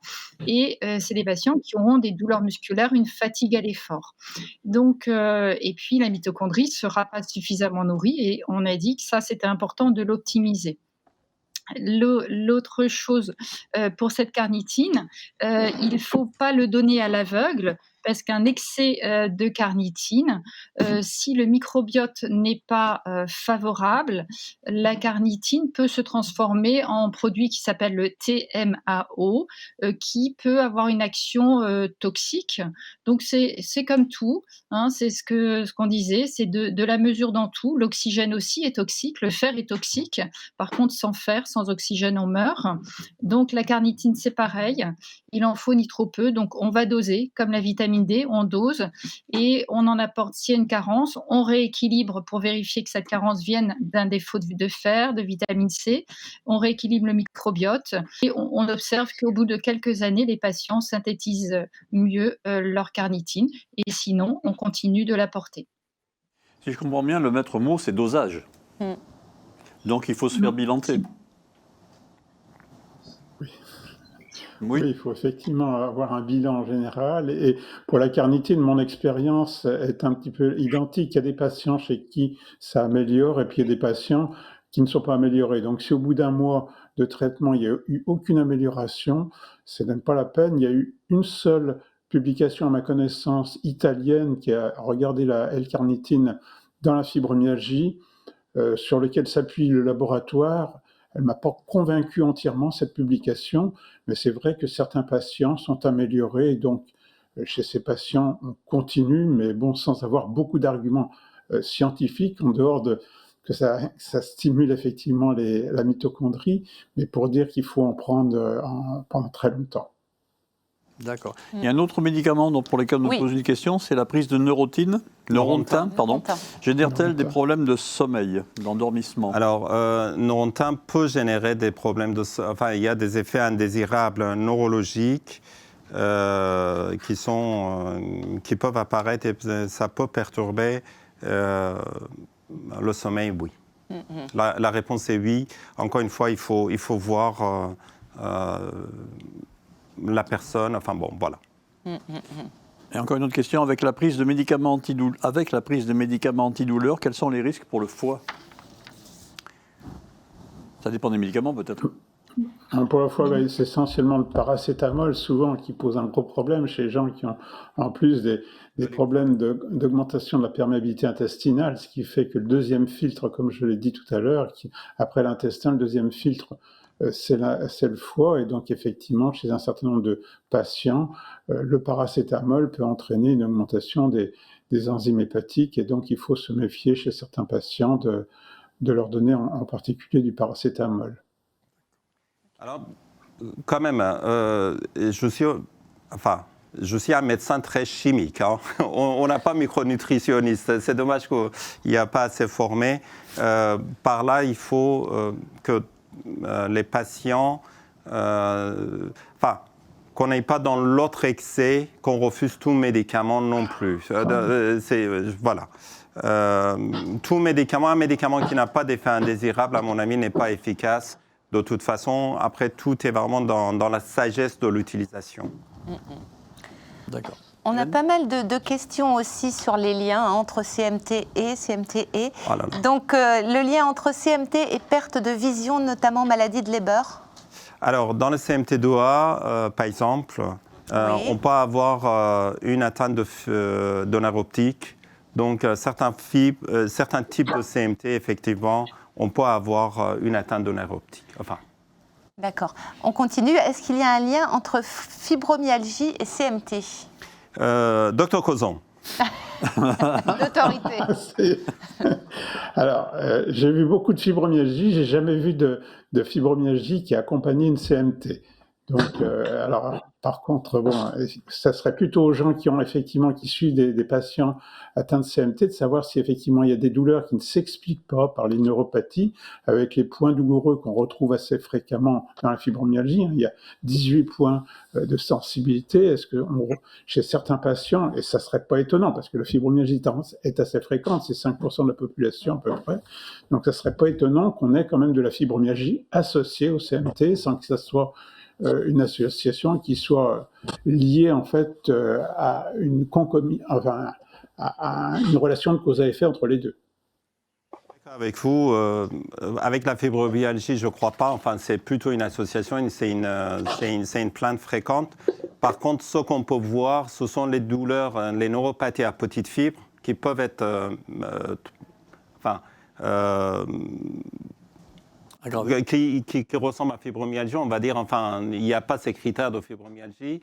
Mais non, le patient peut souffrir beaucoup et on n'a pas assez d'éléments pathologiques, enfin objectivés, électromyogramme, ce genre d'examen. Donc ces neuropathies s'appellent des neuropathies à petite fibre qui ont des caractéristiques très différentes de fibromyalgie et qui sont bien distinctes. Il ne faut pas les méconnaître, mais ce sont des patients douloureux, on va dire. Donc là, on peut le voir associé avec les neuropathies à petite fibre. Et enfin, peut-être lié à un CMT et problèmes respiratoires. Alors, d'emblée, non. Il faut des atteintes diaphragmatiques ou des formations importantes de colonne vertébrale. Il y a certaines formes très particulières de CMT qui peuvent donner ce genre de pathologie, enfin respiratoire, mais en général, non, CMT, non. Par contre, quelles sont les associations? Donc, j'ai parlé de neuroptique, on peut avoir atteinte de corps. Oui, corps vocal. On a des plaintes, troubles respiratoires. Ça a été publié avec l'asthme, mais on pense peut-être que c'est plutôt corde vocale qui gêne. Il y a, comme vous le signalez, les acouphènes. Les acouphènes orales, oui, ça oui, parce que, par exemple, dans CMT1A ou dans un certain nombre de CMT2, on peut avoir une atteinte de nerfs auditifs par la compression ou par l'atteinte neurologique. Il y a certaines associations qui sont connues et sont dans la PNDS. Oui. Le PNDS, d'ailleurs, j'en profite pour dire que c'est sur les sites. Alors, vous allez donner des commentaires. Tu me fais des signes, mais je ne sais pas pourquoi. Oui, c'était juste pour te dire qu'il y avait aussi les fausses routes.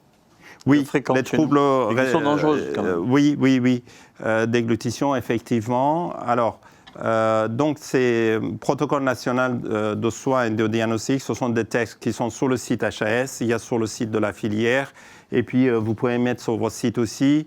Donc, il y a tout le protocole de démarche diagnostique, de démarche, les signes cliniques associés, comment prendre en charge, comment faire le diagnostic.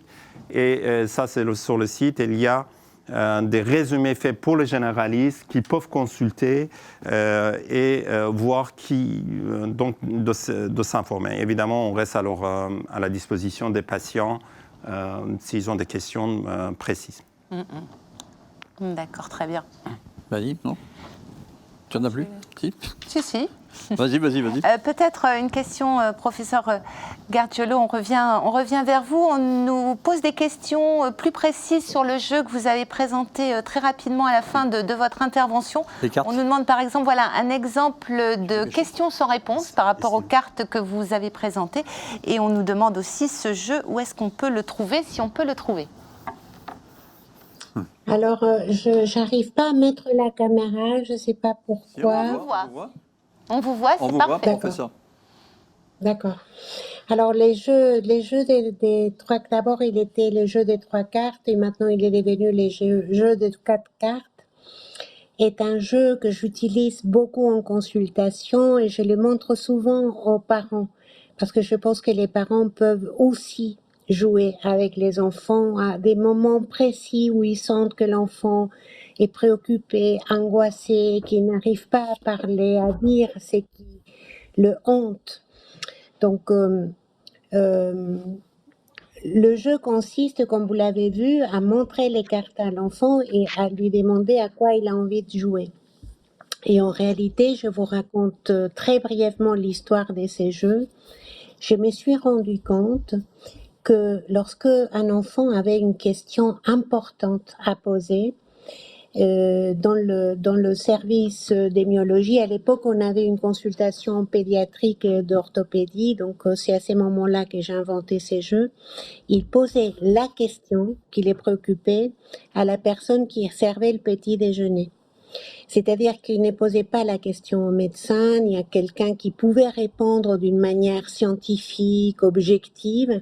Il posait la question à ce monsieur qui maintenant est parti et qui était au plus près des enfants pendant la journée d'hôpital des jours.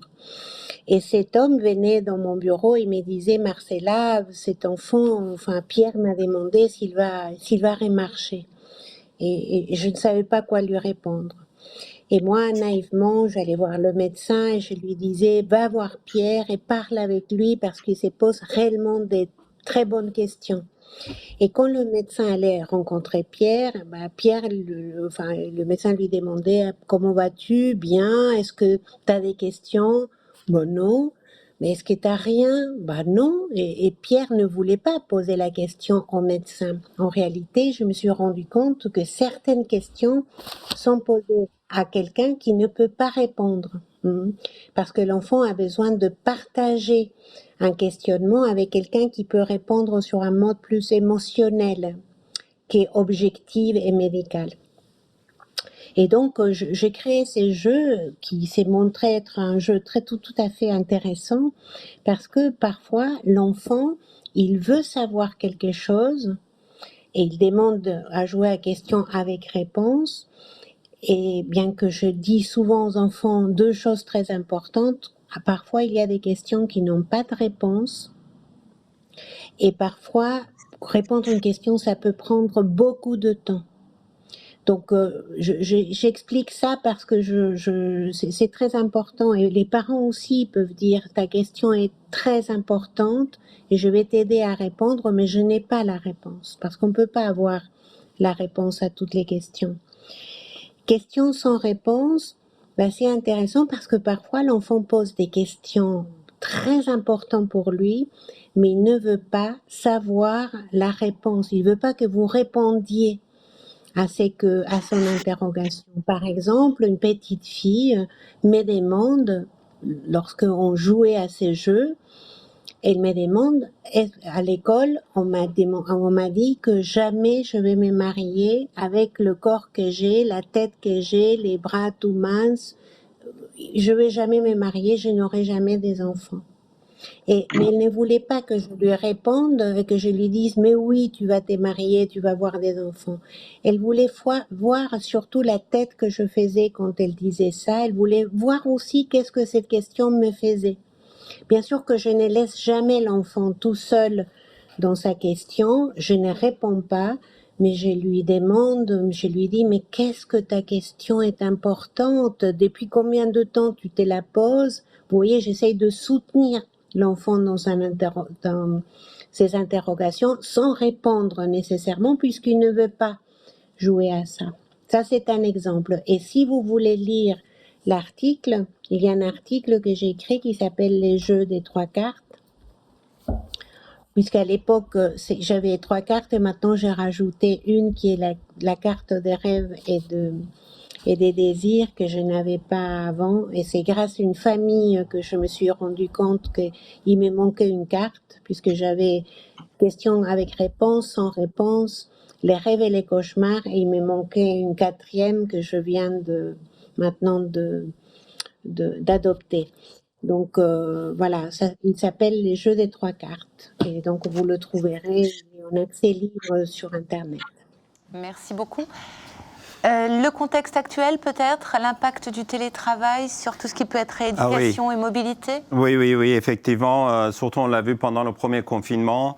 Et quand on a revu les patients après, et même avec la FM Téléthon, une des directrices, Géraldine Méret, on a fait une enquête très importante sur un nombre important, plus de 1500 patients. On a vu que l'impact est important. Impact vraiment important. Les patients n'ont pas eu de rééducation. Un des impacts, en dehors de l'impact de prise en charge, effet psychologique, ça a été manque de rééducation. Alors, cette manque de rééducation, comment on a essayé de gérer? Et comment on peut le faire? D'abord, si vous avez de possibilité d'avoir votre kiné, donc le kiné peut vous donner des exercices que vous pouvez très bien faire à la maison. Donc, c'est important. Alors, d'ailleurs, ce n'est pas parce qu'on fait 2 fois par semaine le kiné que c'est suffisant. Il faut avoir ces exercices tout le temps. De l'autre côté, la communauté donc, neuromusculaire a produit des fiches de rééducation, d'exercices à faire, des auto-rééducations. Il y a des séquences de vidéos qu'on montre. Ces fiches sont sur le site de Philnemus et puis on peut mettre, je crois que les liens sont sur votre site ou sur le site de l'AFM Téléthon. Donc ça c'est très important et il ne faut pas céder à à sédentarisme dans ce cas. Et l'électrostimulateur? Alors, l'électrostimulation est une question très pertinente aussi. Il faut faire attention. Alors, quand c'est pour la douleur, enfin en dehors de douleur, quand c'est pour la douleur, j'en parle pas. Pour la rééducation, il faut faire très important parce qu'on n'est pas dans la situation normale et pathologique et c'est très différent. Alors, si c'était efficace, tant qu'on parlait avec vous, j'aurais stimulé mes abdominaux. C'est ce que je ne fais pas. Voilà, j'y crois pas. En tout cas, si vous le faites très attention.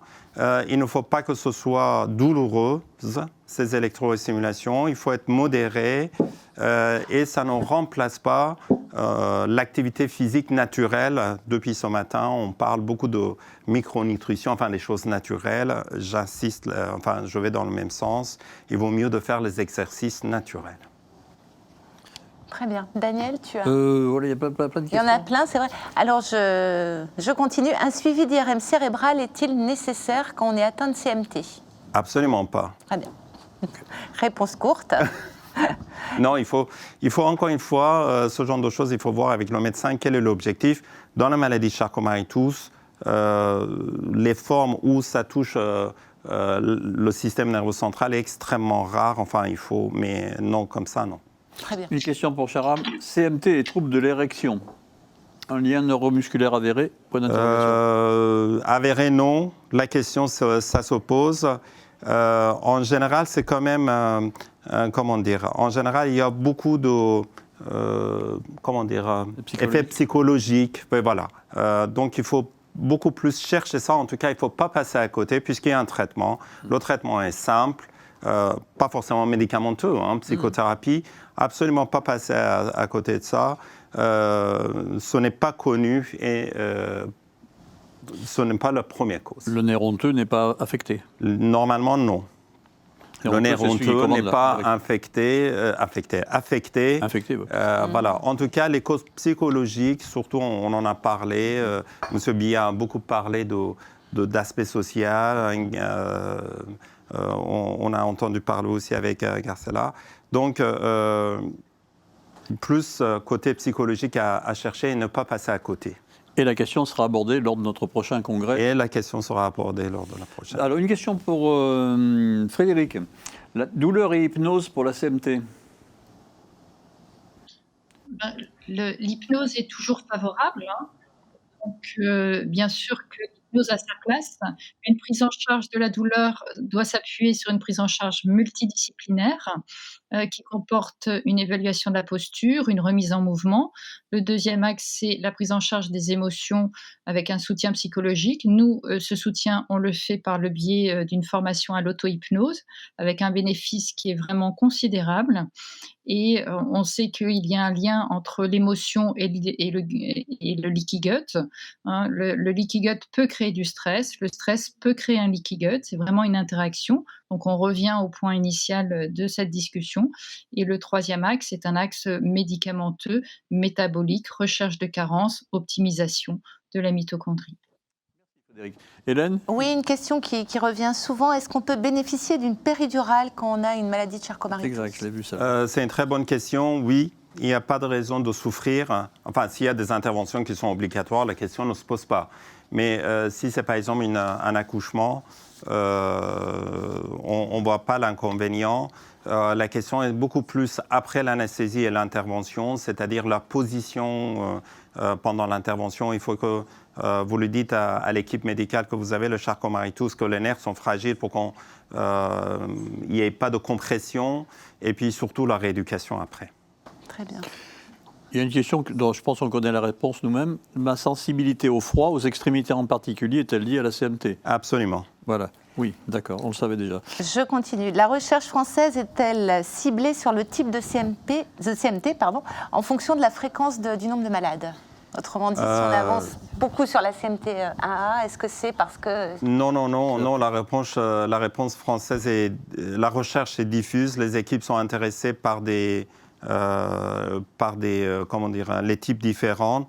On est en train de faire un consortium entre le médecin qui traite le patient, le médecin clinicien chercheur, les chercheurs le chercheur en génétique pour aborder tous ces aspects-là. Serge l'a dit, l'importance de base de données. Je rejoins tout à fait. On est en train de cette base de données de l'alimenter. Et puis pour avancer ces recherches, pour favoriser encore plus ces recherches. Serge, il reste 1 minute. Est-ce que tu as un commentaire là-dessus ? Oui, je peux que confirmer ce que tu viens de dire. Alors, on peut comprendre que ça ait surtout démarré sur CMT1A parce que c'est la forme la plus fréquente et que ça rend le démarrage des essais cliniques plus facile parce qu'on a accès plus rapidement, plus facilement à un nombre de malades suffisant pour les essais.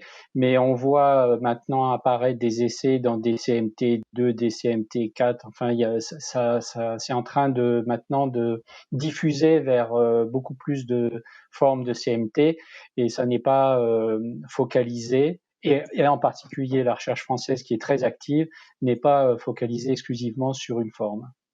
À propos de nombre de patients, on peut répondre nous-mêmes à une question qui nous est posée. Nombre de personnes atteintes par la CMT en France. Réponse 26 400. Et en Europe Et en Europe En Europe, 300 000. Combien 300 000. 300 000. 300 000 et au monde entier, je crois que c'est 1 million. Ça, c'est la maladie neuromusculaire la plus répandue. Il faut le savoir, c'est une maladie rare, mais c'est en même temps la maladie neuromusculaire la plus répandue. On peut dire la maladie rare la plus répandue. C'est possible. Là, c'est toi. Moi, je m'y connais un peu en CMT, mais pas pour le reste. Ah là, ouais, c'est peut-être la mucoviscidose qui est... Oui, c'est pas sûr. 1 sur 2500. Ok, 1 pour 2500, c'est le taux de prévalence reconnu. Et alors, une autre question à laquelle, par contre, je ne sais pas répondre. Quel conseil pour bien vivre la ménopause avec la CMT ? Je ne suis pas compétent. Bon, alors on passe à autre chose. Non, mais Frédéric, rapide. Oui, la ménopause, c'est un tournant hormonal, comme le postpartum, comme la puberté. Et c'est vrai que dans les fibromyalgies, on observe que ces moments-là peuvent être des tournants qui font tomber le patient dans la pathologie. Mais dire que tout est lié à cette ménopause, non, c'est comme ce qu'on disait pour les vaccins. Il y a une goutte qui fait déborder le vase et se concentrer sur la goutte et dire que c'est la goutte qui est responsable, souvent c'est des patients, si on fait l'histoire clinique, qui ont un terrain inflammatoire infraclinique qui est déjà plein. Donc, une prise en charge globale, comme le propose Grégoire Cauzon, ou comme on l'a fait avec la micronutrition, une hygiène de vie, va permettre de diminuer ce terrain, d'améliorer ce terrain et de passer ces épreuves de façon optimale. En tout cas, il est vrai que si le patient a une dysthyroïdie infraclinique, la carence hormonale stéroïdienne sexuelle qui se rajoute à cette petite carence thyroïdienne peut en effet être un souci. Merci Frédéric. Le mot de la fin peut-être pour professeur Attario. D'abord, merci beaucoup pour cette invitation. Personnellement, j'étais honoré d'être là, d'être avec les orateurs invités en virtuel. Je regrette nous aussi. votre présence. C'est une organisation formidable. Martine, merci beaucoup. Toute l'équipe. Et puis l'équipe logistique qui est là. Un congrès vraiment, une journée passionnante. J'ai appris beaucoup de choses. Les questions très très pertinentes. Beaucoup de questions, beaucoup de participants. J'étais impressionné. Première chose. Deuxième chose, c'est très motivant pour nous. Ce feedback est très, très intéressant de voir que vous êtes là. Encore une fois, moi, j'insiste, c'est votre bataille. Nous sommes là que pour vous accompagner. C'est votre force, c'est votre motivation qui nous donne l'énergie. Et puis, votre participation qui fait avancer les choses. En tout cas, on est avec vous, on vous accompagne, n'hésitez pas. Alors, si jamais il y a des questions qui ont été oubliées, il me semble qu'on va répondre dans le magazine MAG. Voilà, je pense que j'ai tout dit. Je rappelle Merci. que Charab est le président de notre conseil médical et que le rôle de notre conseil médical, c'est justement de répondre à ces questions. Nous ne sommes pas médecins nous-mêmes, nous recueillons des questions et nous les transmettons au conseil médical. Ensuite, nous transmettons la réponse parce qu'on ne veut pas non plus surcharger les spécialistes avec des contacts en direct avec les patients. Mais notre rôle, effectivement, est un rôle d'intermédiaire. Il y a une petite conclusion à la conclusion, là. C'est un internaute qui est connecté, qui nous écrit ça. Très intéressant progrès à propos du fait que le congrès soit en digital. Merci de l'avoir fait en visio. Ce serait bien de le faire aussi les autres années.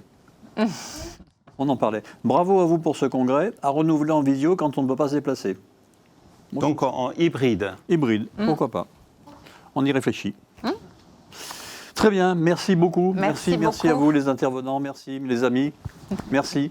Et pour certains d'entre vous, à l'année prochaine, à Saint-Malo, si Dieu le veut, et la Covid, pardon, et Monsieur Véran. Il n'y en aura plus grâce à la vaccination. Très bien. Et maintenant, j'ai deux, trois mots de conclusion, si vous le permettez. Martine en premier, et moi ensuite. Non, c'est là.